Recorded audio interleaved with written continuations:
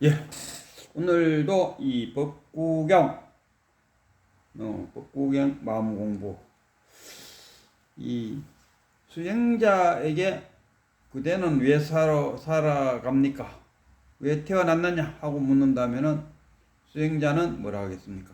나는 깨닫기 위해서 태어나고 깨닫기 위해서 살아갑니다. 이렇게 말. 그러면은 어떻게 살아갈 것입니까? 어떻게 살아갈 것이냐? 거기에 대한 지침서, 삶의 지침서가 이 법구경 속에 있다. 이런 이야기입니다. 그래서 이 법구경 속에는 부처님의 말씀이 들어있고, 이 부처님은 우리 중생들이 사바세계에서 어떻게 살아갈 것인가에 대한 삶의 지침서를 역할을 하고 있다. 지침서 역할을 하고 있다. 오늘의 이 법구경에서 말씀하고자 하는 이야기는 어떻게 원한의 고리를 끊을 것인가. 어떻게 이 원한의 고리, 연기법이 그러잖아요. 이것이 있으면 저것이 있고, 이것이 소멸하면 저것도 소멸한다. 우리가 직장 생활을, 저도 이제 직장 생활을 다 마치고, 이제 한 늙은이가 되어버렸는데, 직장 다닐 때를 이렇게 가만히 생각해 보면은, 직장에 가서 그 일이 힘들었다기보다는 그 직장 속에 있던 인간관계가 힘들었다.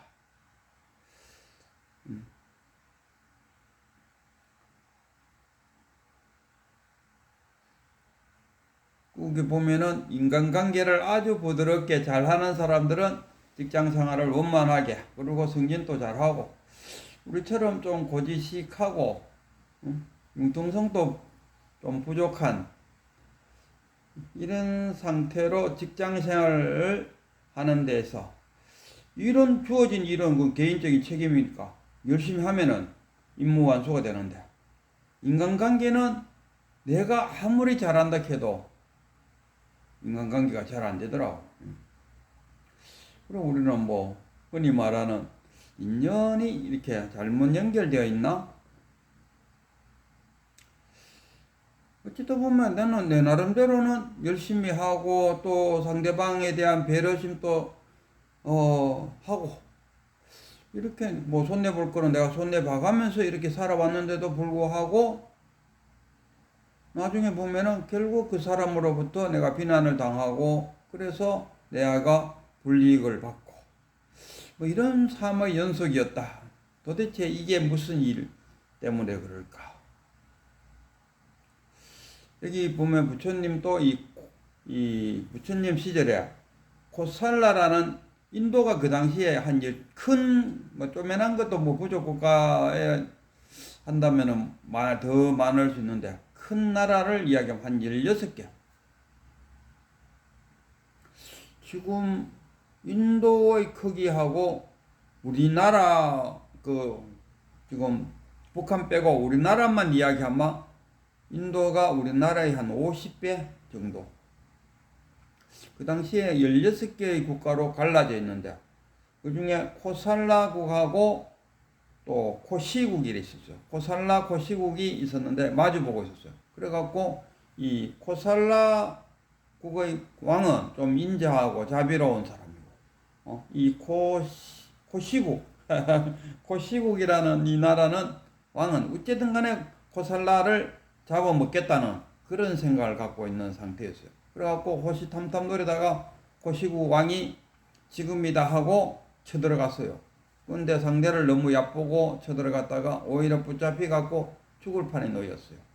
그러나 이 코살라 왕은 좀 자비로운 사람이라서 오히려 코시국 왕을 달래갖고, 우리 같이 이웃 사는데 이렇게 전쟁하지 말고 평화롭게 잘 지내봅시다 하고 달래갖고 코시국 왕을 돌려보내줬어요.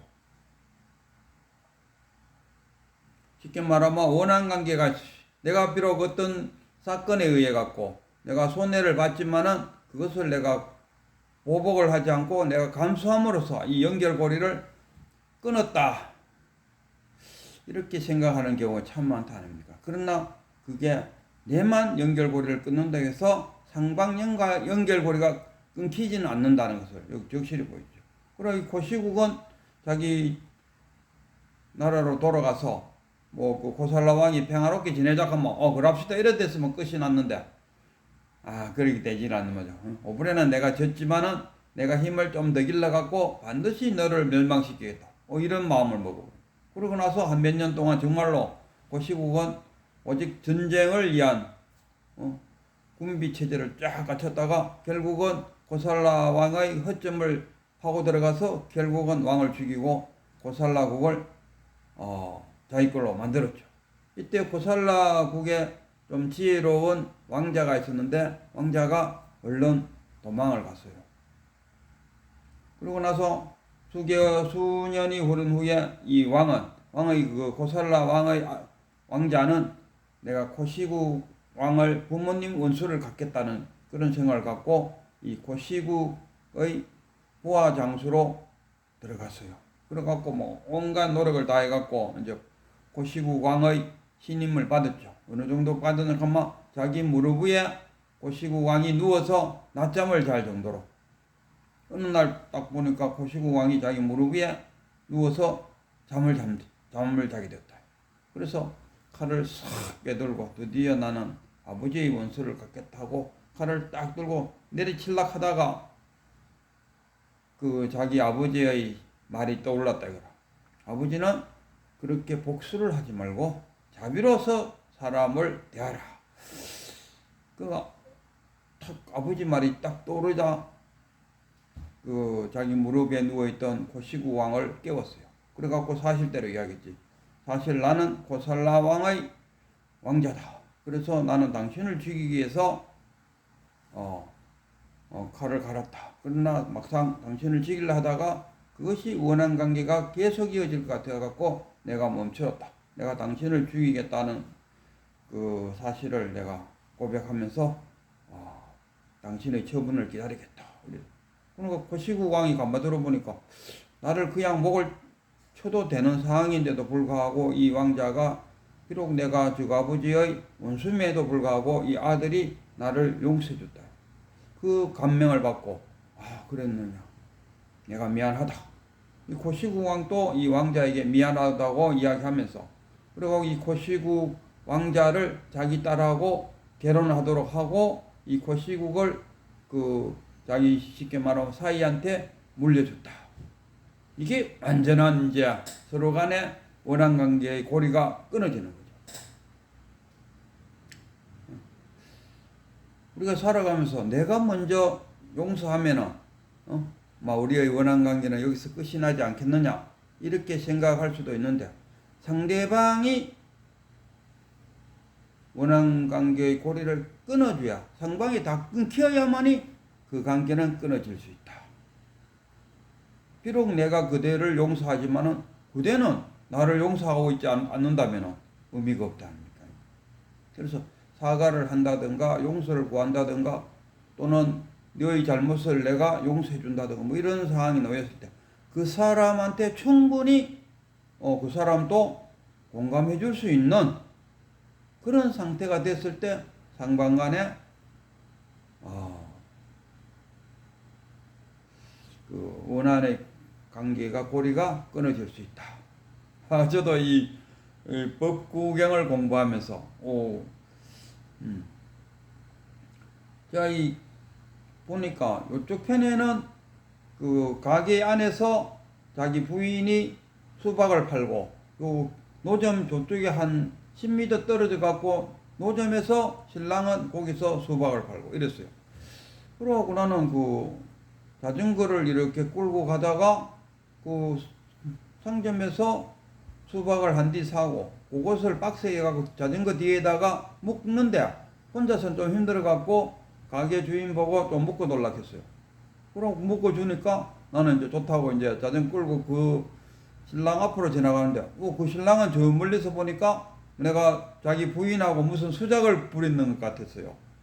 그래 갖고 지나가는데 느닷없이 막 욕을 하더라고요. 그럼 나도 그때는 나도 수양이 좀 덜 돼 갖고 욕을 하면은 참지 말고 맞받아들어 갖고 요걸 해버려야 내 스트레스가 안 쌓인다는 그런 생각을 갖고 있었어요.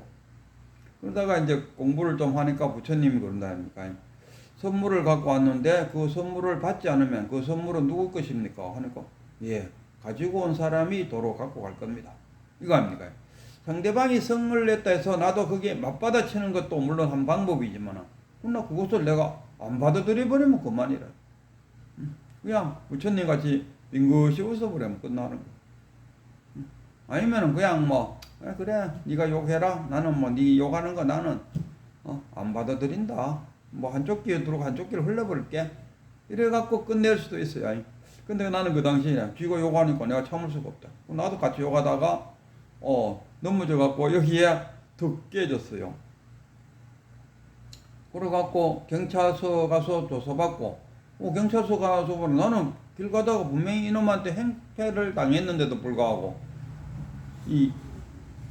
그거 정말 진짜 중요한 이야기를 하나 해야 될 건데 만약에 상방 이렇게 싸움이 벌어졌답니다. 그럼 나는 여기 찢어져 갖고 피가 났어요. 그래 갖고 인근에 있는 병원에 가서 치료를 받고 오는 사이에 경찰이 와서 나한테도 물어봐야 되는데 나한테는 일절하면 내가 없으니까 거기 있던 주변 사람하고 거기에 가해자하고만 이야기를 듣고 나를 그 조사서에 경찰서에 오렇게 해서 가보니까 내가 상방가실자로 되어 있더라고. 내가 왜 상방가실이고? 그래 보니까 그래갖고 이제 경찰서에서 이제 끝나고 이제 검찰청으로 또 넘어갔더라고. 검찰청에서 오렇게 해서 또 가봤어요. 가보니까 이제 그 조사에 또 보니까 내가 밀어갖고 무릎이 깨졌다.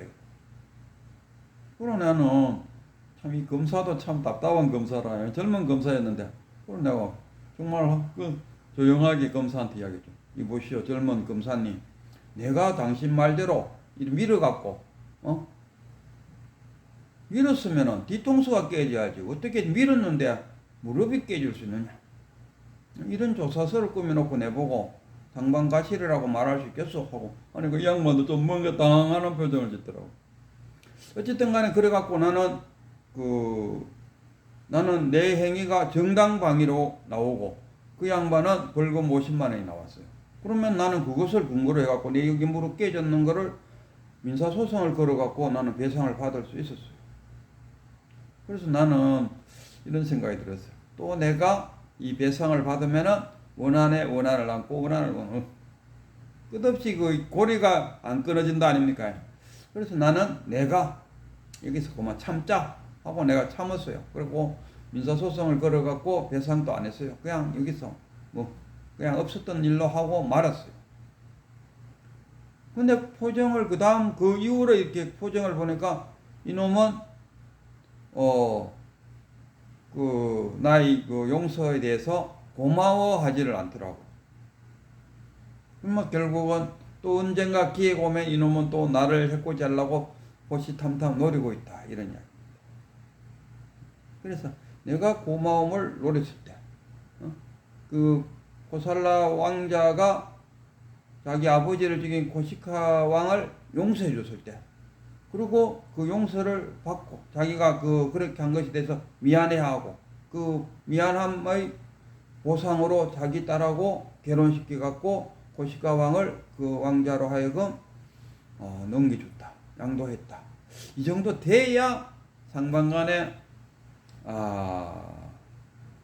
원한의 연결고리가 끊을 수 있다.